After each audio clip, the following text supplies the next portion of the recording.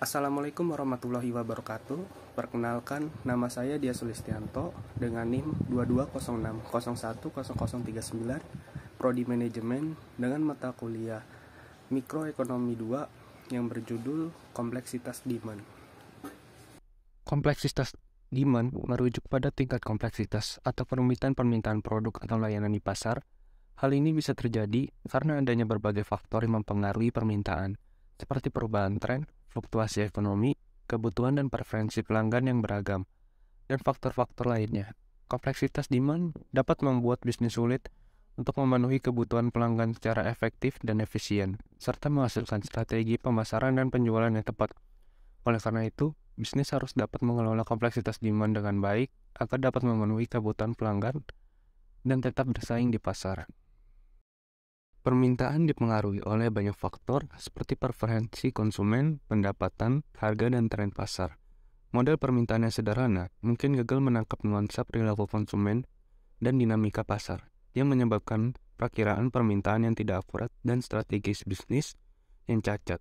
Misalnya, perusahaan yang hanya mengandalkan harga sebagai penentu permintaan mungkin mengabaikan pentingnya loyalitas merek, kualitas produk, dan layanan pelanggan. Merangkul kompleksitas memungkinkan pemahaman permintaan yang lebih akurat dan pengambilan keputusan yang terinformasi. Dengan menganalisis berbagai faktor dan interaksinya, perusahaan dapat mengembangkan strategi penetapan harga, pemasaran, dan produksi yang lebih efektif. Model permintaan sederhana telah dikritik karena terlalu menyederhanakan sifat kompleks perilaku konsumen dan dinamika pasar. Misalnya, mereka mungkin mengabaikan faktor penting seperti psikologi konsumen, pengaruh sosial, dan norma budaya. Faktor-faktor ini dapat berdampak signifikan pada perilaku konsumen dan tren pasar. Misalnya, sebuah perusahaan yang gagal memperhitungkan perbedaan budaya dalam strategi pemasarannya mungkin berjuang untuk mendapatkan pijakan di pasar baru.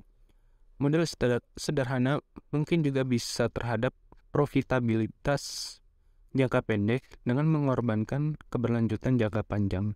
Hal ini dapat mengarah pada fokus pada harga rendah dan volume penjualan tinggi yang mungkin tidak berkelanjutan dalam jangka panjang.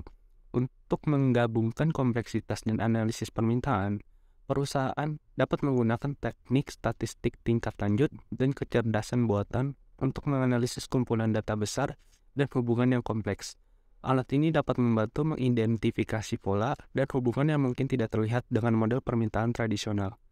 Kolaborasi dengan para ahli di bidang psikologi, sosiologi, dan antropologi juga dapat memberikan pemahaman yang lebih mendalam tentang perilaku konsumen dan dinamika pasar.